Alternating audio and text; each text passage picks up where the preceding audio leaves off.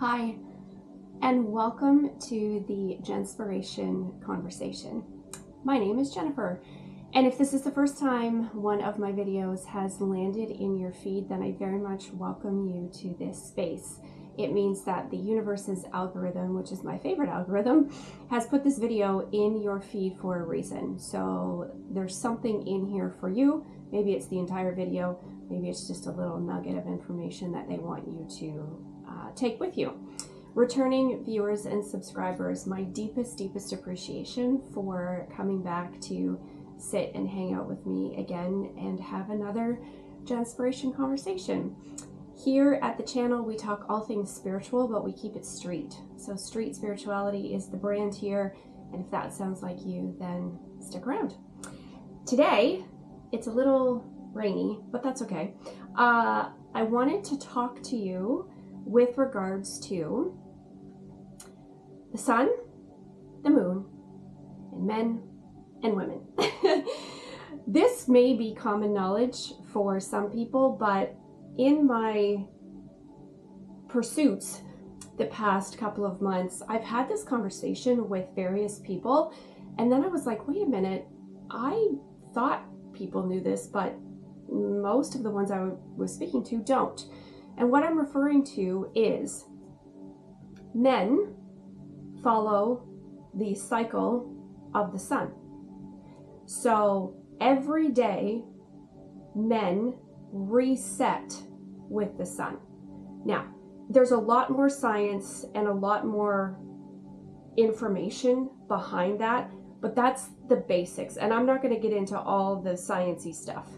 I want to talk to you more from a spiritual level that yes, at its basic level, men reset with the sun. Women, we follow the cycles of the moon, right? And our cycle is like 29 and a half days because that's kind of the lunar cycles. And that's why we flow in and out, and we don't reset after 24 hours. Our cycle follows 29 and a half days. So I wanted to kind of break that down, spiritually speaking, to help you understand yourself, whether you're a man or a woman watching this, but also your relationship with either a man or a woman. And it doesn't matter if it's two men in a relationship or two women or a man and a woman. Understanding the concept behind the sun and the moon and men and women is really, I think, beneficial in the long run. So if you want to, pull up a chair, grab your favorite drink, and we're going to dive into this in a little bit more detail. I have notes today because I didn't want to go all over the place, and I wrote like really specific things, so I will look down at my notes every once in a while. But I'm going to start with men, okay? So, yes, men align their masculine energy, which is tied to the sun, solar plexus. Solar is all about energy and power and drive and activity and outwardness and like productivity. That is solar energy, and that's where men get their energy from, is the sun. Even if the sun doesn't shine, they're still getting their energy from the sun. It's still up there, even if it's cloudy like it is today. So their cycle is a lot more linear. It's like direct energy, don't pass go, here we go.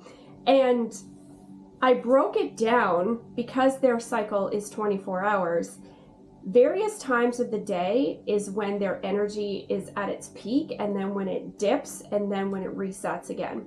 So for example, I'm laughing because of what I wrote here, but in the morning, men have a lot of energy, newness, because they have just reset from the day before. So this is why if you're in a relationship with a man, you will notice that they are a little bit more energetic and frisky in the morning because their energy has like peaked. Between 6 and 10 a.m., they are at their peak, okay? They have woken up to their new cycle, right? Because they've reset, they've woken up and they are ready. They're already thinking about the day ahead. They're already thinking about what's ahead of them and they are like fired up, okay? So in the morning, they may want a little bit of that sexual attention because they're fueled. They're ready to go, okay? By noontime, they have hit their highest point of power, clarity, and their most rational thoughts. So guys, if you're listening to this, think of if you work a traditional 9 to 5, for example, think about this in terms of when you have meetings. Like if you have a meeting at noon, like a Zoom call or whatever, you're probably really fired up and probably going to be your most vocal. You're going to have your clearest thoughts. You're going to have your most rational thoughts because high noon, when the sun is at high noon, you are at your highest peak. So from 6 a.m. to 10 a.m., you've pretty much gotten your drive and you're like, yes, let's go, let's go, let's go, let's go, let's go. And then at noon, you're like, hell yeah, I'm here. You've hit your peak. Super productive, ready to go. You're probably doing 1,000 things at once. You can probably have lunch meetings and be really productive in those lunch meetings because you've hit your highest point. Sunset is when you start to release and let go from the day. So you've peaked and then you start, your afternoon, you can start to feel your energy start to come down. So right around sunset is when you release and start to let go. And then in the nighttime is when you are resting, you're in that restoration phase so that you can restart the next day. So I want to also bring to your attention, if you are with a man and he works a traditional kind of 9 to 5, ladies and guys, again, if you're in a male-to-male relationship, you need to know that between 5 and 7 p.m., men don't want to have deep conversations, okay? Men are not at their capacity to have meaningful or hard conversations between 5 and 7 because they have just powered through their day. And between 5 and 7 is when they're sunsetting, right? Like they're coming down. So when a man gets home from work, again, if he works a traditional 9 to 5, he may be quieter. He might not have the most stimulating dinner conversation at the table. And it's interesting because I was thinking about this outside of a relationship, like if a man is single and like you're dating a man, it may be why you notice that he books dinner plans with you for after 7 p.m. He might not invite you out to do anything between 5 and 7 because that his circadian rhythm already knows that he's not at his best at those times. He is at his best between 8 and 9 p.m. He is fallen into softness and rest and restorative and reflectiveness. So, hi. She's like, are you talking about men? Hi, baby. I'm making a video. Do you want to hang out for part of the video? Okay. What was I saying? So she's a girl, so I'm not sure why she came over during the men conversation. So yes, between 8 and 9, they are at their softest, 8 and 9 p.m. So you will get them at their moment when they can have that kind of more deeper, meaningful conversation with you. Now, that's not to say that you can only talk to a man for an hour between 8 and 9. I'm just letting you know that that's when they're at their softest and they're most open and they're in their emotions a little bit more. The weekends might be a different story, right? Where they didn't work. If they don't work on the weekends and they, slept in a little bit, just know that at high noon, they're at their peak. So if you want to ask them to go on an adventure, they're going to be like, hell yeah, let's go on an adventure, because that's when they're at their peak. So yes, between 8 and 9, best time. Between 6 and 10, between 6 a.m. and 10 a.m., probably not the best time to have deep conversations, because they are driven and focused and fiery and ready to go in the morning. And then between 5 and 7, they really just need to let their circadian rhythm dip and fall into their restful state. It also helps explain why sometimes, through no fault of their own, if you are in a relationship with a man and you and him are having a conversation and he says things to you like, well, I don't know what to tell you, just get over it. Or I don't know what to tell you, that was yesterday. Like, what are you talking about? That was yesterday. Why are you bringing this back up again? It's because they have reset. Okay? They've reset from the day before. If you are upset with them for something they did yesterday and you didn't bring it up yesterday, they will struggle to understand why you didn't bring it up, because they've reset from yesterday. Okay? It's not their fault. They've just reset. Now, if you have a man who's totally open and receptive and, healed and is in his divine masculinity, yes, he will still talk to you about it. But sometimes I have found in relationships that the piece of advice that I have gotten from men is, Jennifer, just why don't you just get over it? Just move on. That was yesterday. Because I might say something like, so-and-so said this to me at work and it really kind of bummed me out. And he might be like, that was 3 days ago. Why are you still letting that bother you? Well, because, dude, I don't get over things as fast as you do. My moon cycle has me in my feels a little bit longer than 24 hours. So let's say, for example, you had a fight with your man the night before and he wakes up and he just goes about his business the next day and you're like, I'm still upset. How can he just get up and pretend like nothing happened? It's because he has reset. It's just his natural body rhythm. He has reset. Okay, so yes, the conversation the night before might have been heavy, but he's reset.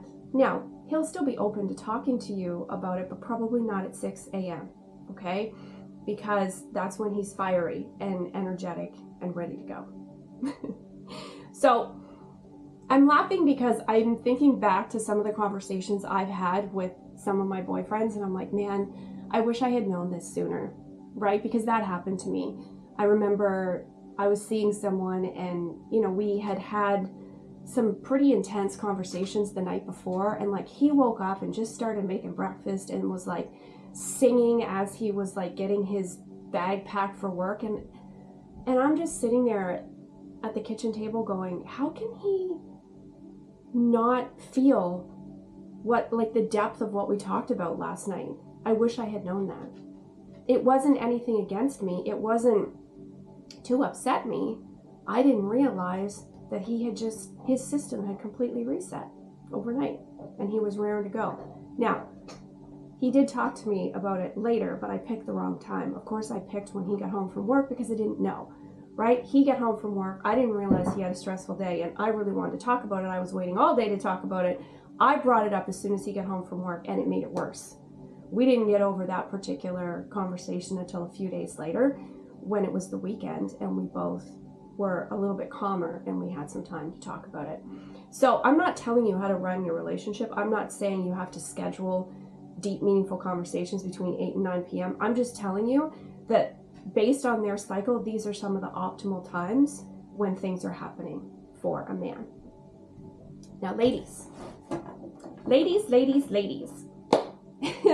we follow the cycles of the moon.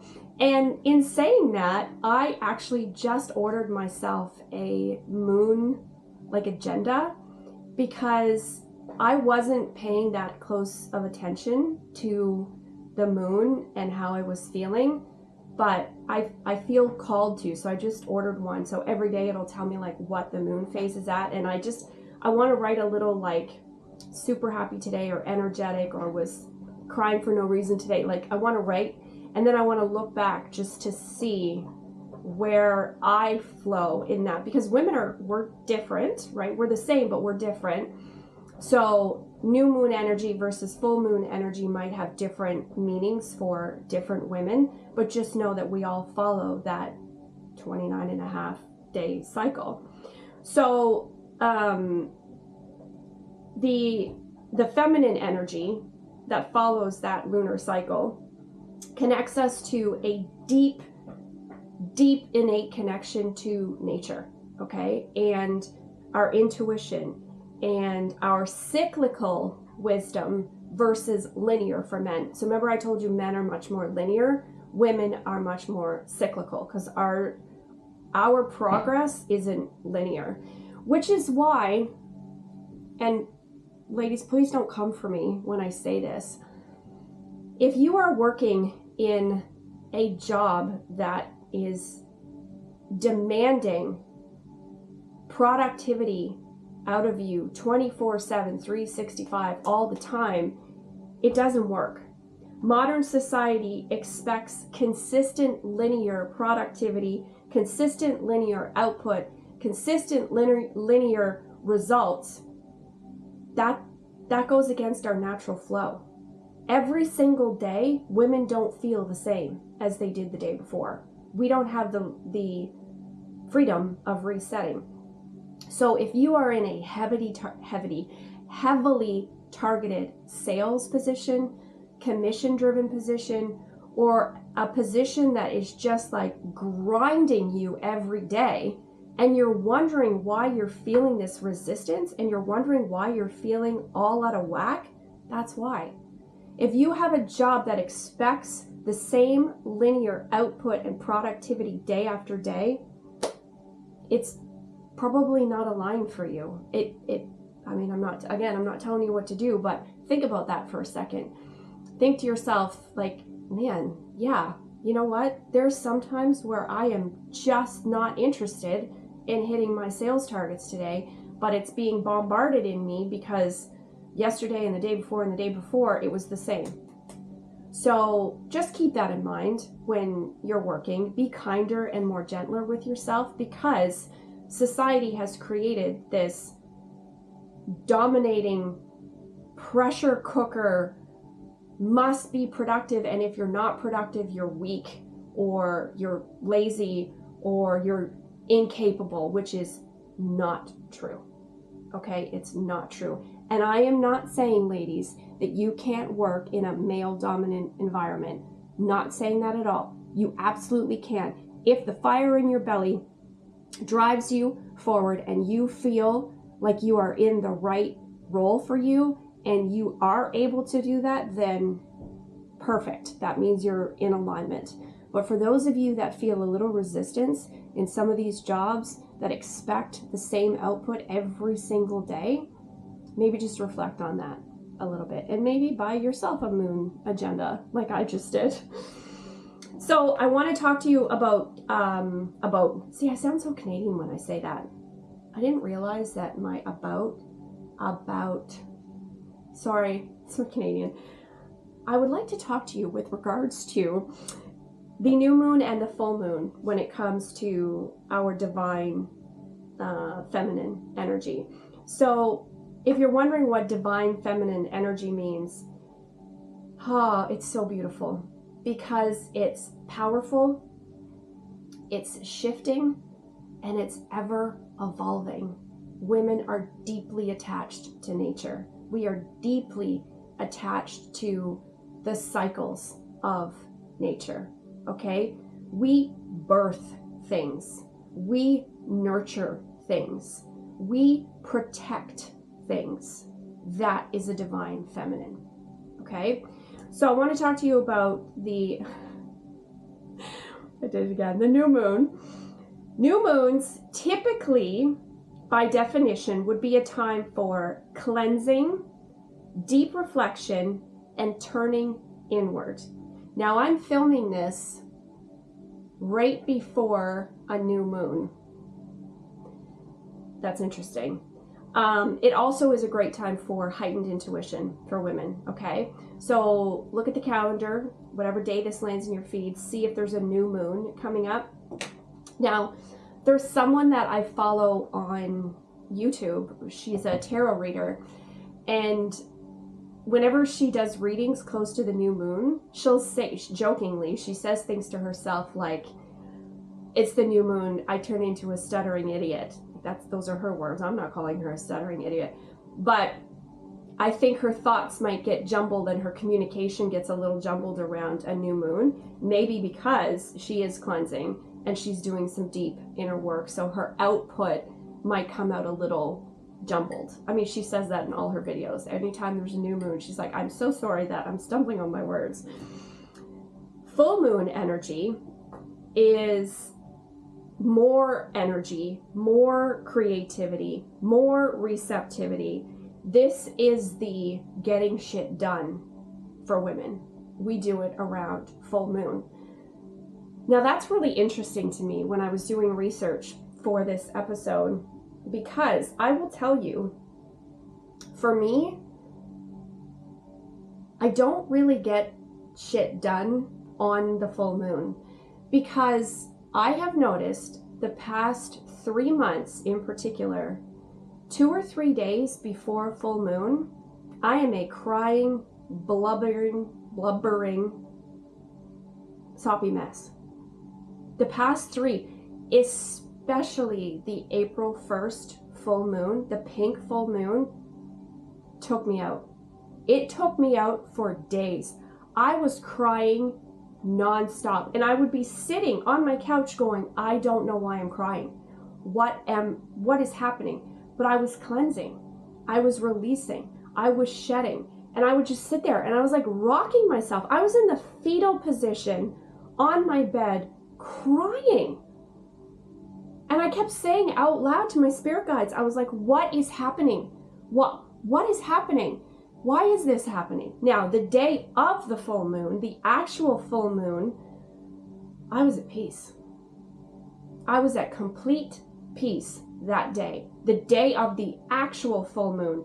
But 2-3 days before, no way. Couldn't form a sentence, couldn't talk to anyone without crying, barely got through the day, wasn't eating, my sleep was all screwed up. So that was a really powerful full moon for me. And when I think back to the other full moons before that, for a few months, I was like, wait a minute, I have cried a few days before a full moon. So by definition, it says that the new moons are kind of when you cleanse, but for me, I cleanse right before a full moon. Now, after the full moon, I was raring to go. So yes, did I get my energy and my creativity and my zest to like, let's effing go? Yes, but I got it after the full moon. So it's not an exact science. Women's bodies are not an exact science. Men's bodies are not an exact science. This is just the basis, spiritually speaking, of the difference between men and women. And when you are in a relationship with someone from the opposite gender, I think understanding these things will go a long way in supporting each other.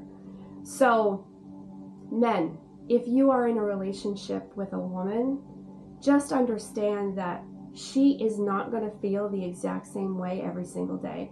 And if she needs to be sad for a couple of days, just love on her. And if you know her well, you'll come to understand what she might need. Sometimes we need a hug. Sometimes we need you to be quiet. Sometimes we need you to help us. Sometimes we need you to nurture us. Sometimes we need you to just feed us. Literally, go get me some flowers and some food and watch me cry, because I'll just be overwhelmed that you understand that I'm just in my feels right now. If a woman wants your help, I hope she is in a relationship with you and feels that she can ask you for that. Because I've come to men before and asked for help, and I've gotten faced with, I don't know, just get over it. That's not the answer we're looking for, right? Sometimes I need comfort. Sometimes I need creative solutions. Sometimes I just need calm. Sometimes I just need you to hug me and say, yeah, it's kind of shitty right now, isn't it? And just hold me. That's it. And it's in getting, that's the beautiful part about being in a relationship with someone, is you're going to get to understand them. And look, relationships are ever evolving, as you are. Energy changes all the time. Frequency changes all the time. So you need to consistently get to know your partner. over and over. Keep relearning them, because the partner you had from 2 years ago, he or she is not the same. Okay? You've grown together, you've grown separately, but keep relearning, because whatever your man or your woman needed 2 years ago may be different than what they need now. Keep taking the time to learn your partner. It will make a massive difference in your relationship. And ladies, I'm coming at you from a place of love here as well. Men will want to fix because that's their innate, they're protectors, they're providers, especially the healed divine masculine is going to want to protect and shield and love you. But if you let him, he will also nurture you. He will nurture the parts of you that you were always used to nurturing on your own. Oh, getting choked up. Because I can't wait for that. I can't wait to be in a relationship with a divine masculine who understands that, who can soften into those things and understand what I need, okay? Understand what other women in his life needs. But it's also my job as his partner, and ladies, it's your job as their partner, if you're in a relationship with a man, to understand what he needs as well too, okay? So he might be a little frisky in the morning. Lean into that. He's really powerful in the morning, and he's really into you in the morning. Morning fun time is not my favorite either, but I've leaned into it before because I'm like, wow, he's really into this right now. And understand their dip in their circadian rhythm between 5 and 7. Okay, just understand that they may not be fully capable of showing you all those emotions during that time. But will they be there for you other times? Yes. Now I want to close by saying, I'm talking about this in let me just check the time. Okay, the camera's going to cut out at 29 minutes. Hold on. I'm going to pause and restart 1 second. Here we go. Sorry, I didn't want the camera to cut out. I'm almost finished. What I wanted to close with is, this is just basic, right? This is the basic if you work 9 to 5 and you don't work weekends and, that kind of thing. There's also a huge number of people in the world that work nights, right? So if you are dating a man who works overnights, wow, his circadian rhythm will be really out of whack because he resets with the sun. But if he's up during the night when he's supposed to be resetting, he has to try and reset when his energy is at its peak. So if he works, I don't know, midnight to 8 a.m. and he comes home at 8 a.m., he's probably struggling because that's his peak morning. And then at noon, he's at his highest and he's probably trying to sleep. So, anyone who's in law enforcement or the medical field or, firemen, I know you work those 24-hour cycles. I get it. I get it now. I have dated men who have worked those challenging shifts. I understand you now. And, when you used to get home and I would be like, how are you not super tired? And you would stay up till noon or 1 p.m. and then you would start to crash. You were fighting your cycle.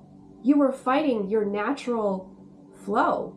So if you happen to be dating someone who is working nights, mad respect, but also I think there's going to be a different level of helping them and understanding what they might need. And guys, be gentle with yourself too. If you are someone who is feeling challenged by those hours, just understand it's because it's going against your natural cycle. Okay? So I do know that there are some people who have flipped their cycles, but it takes a while to get there, right? It takes them a really long time to flip their cycles. And then if they, end up getting promoted or back to days or something, then they got to flip it back again. So just understand that you have to be patient with yourself and you have to be kind to yourself and maybe do some research and figure out what could help you if you are going against your natural cycle. So that's the video for today. That's the message for today. Just wanted to talk with regards to men and women, how we feel things and work through things differently, how different our cycles are, but doesn't mean we can't come together in beautiful union. I think when you have this awareness and understanding, it creates a space where both of you can understand each other a little bit more, and you can open yourself up to more meaningful conversations. And you know, when you provide your partner with something and they didn't have to ask for it, like for example, the next person I date, who's definitely going to be my forever person, I'll be able to understand that between 5 and 7, maybe I just, you know, feed him, love on him, and just let him be quiet and let him reset. And then when he's feeling snuggly a little later in the evening, that's when we can, you know, talk more about our day or our hopes and plans for the future, and lean into, you know, his morning activities and that kind of thing. And I hope he reciprocates that. I know he will. For me, when I'm crying for no reason, I used to hide that. I'm going to be completely honest. I would hide that from my partners because I thought I had to be perfect. And I projected stoicism, and I projected that I wasn't that kind of girl, that I was the eternal cool girl, that I was always cool with stuff, that shit never bothered me, and I portrayed perfectionism. And I know it's why a lot of men, they left, because they were like, this girl's projecting perfectionism and I can't even live up to that. Guys, I couldn't live up to it either. But I projected perfect emotions, and I hid when I was upset. I never told them when I was upset. If they did something that upset me, I never said anything, because I wanted to be the quintessential cool girl. I wanted to be the perfect girlfriend who didn't cause them any drama. And through some deep healing, I know that that's not what my partner wants. It's going to be a challenge for me to do that because I've healed that part of me. So the next relationship that I step into, the very first time I'm vulnerable and I cry for no reason, and I have to tell him that I'm crying for no reason, it'll be a win for me, but it's going to be hard. I know it's going to be hard because I've spent 48 years projecting perfectionism, and I was going against my natural rhythm. I was fighting back the tears and sucking everything up when I didn't have to. And now that I understand my divine feminine energy a lot more, and when I'm receptive and when I'm open and when I'm more creative and when I need to go inward and when I need to be quiet and when I need to scream or cry or sleep more, I'm just leaning into it. So if you feel called, ladies, I would invest in a moon cycle journal. I just found one online. It wasn't that expensive. So I hope this video was helpful, and I hope this finds all of you in relationships that make you happy and fulfilled, but now with a little bit more understanding. Like I said, regardless of it's man, woman, or man and woman, regardless, I hope this helps you understand yourself and your partner a little bit better. It's been a pleasure to share this space with you, as always. If you feel like commenting below and sharing your story, totally open to that. I'm creating a collective that's really supportive of one another. I appreciate you having this Jenspiration conversation with me, and I will see you on the next one. Take care.